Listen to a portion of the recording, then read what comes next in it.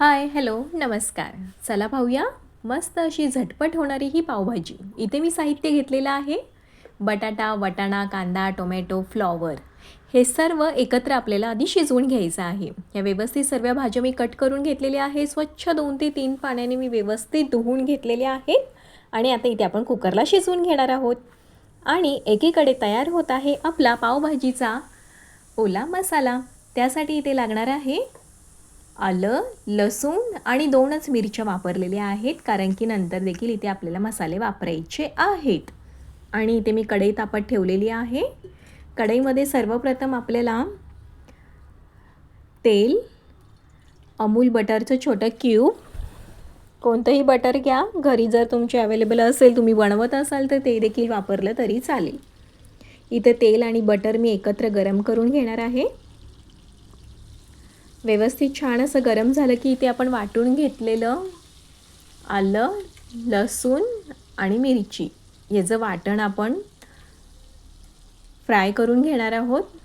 व्यवस्थित छान असं तेलावरती, बटरवरती व्यवस्थित भाजून घ्यायचं आहे, जोपर्यंत यातला कच्चा वास जात नाही तोपर्यंत. कच्चा वास म्हणजे लसूण आणि अद्रकला जो उग्र वास असतो तो पूर्णपणे निघून जात नाही तोपर्यंत आपल्याला हे व्यवस्थित असं लालसर होईल असं आपल्याला भाजून घ्यायचं आहे.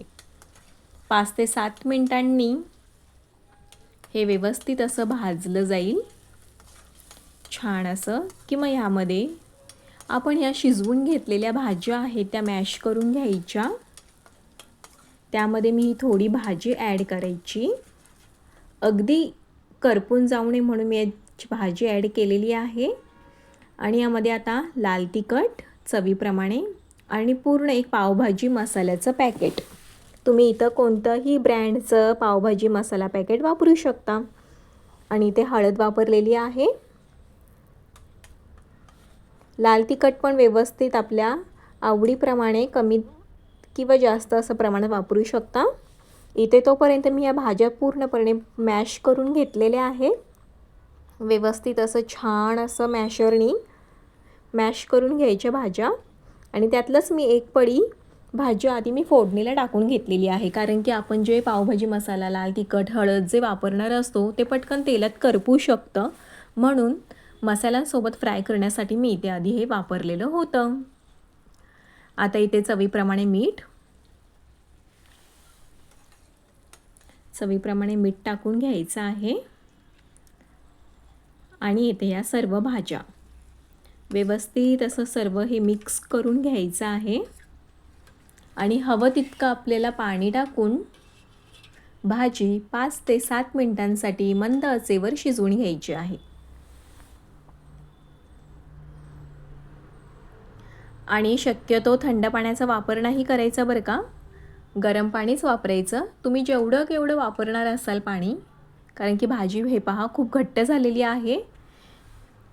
थोडीशी पातळ आपल्याला पावभाजी हवी असेल तर यामध्ये थोडंसं गरम पाणी करूनच ॲड करायचं, की खूप छान अशी या भाजीची चव लागते. हे पहा किती मस्त अशी तयार होते भाजी. मला हवं तितकं मी पाणी यामध्ये ॲड केलेलं आहे. आणि 5 ते 7 मिनिटांसाठी ही भाजी आपल्याला शिजवून घ्यायची आहे फक्त, की झाली मग आपली झटकीपट अशी ही पावभाजी तयार आहे की नाही. छान आणि मस्त एकदम सोपी रेसिपी, खूप सोपी आहे करायला. नक्की करून बघा आणि गरमागरम सर्व करा. अशा छान छान रेसिपीजसाठी सबस्क्राईब करायला विसरू नका आणि एक लाईक या पावभाजीसाठी नक्की करा. परत भेटूयाच अशा छानशा रेसिपीसोबत.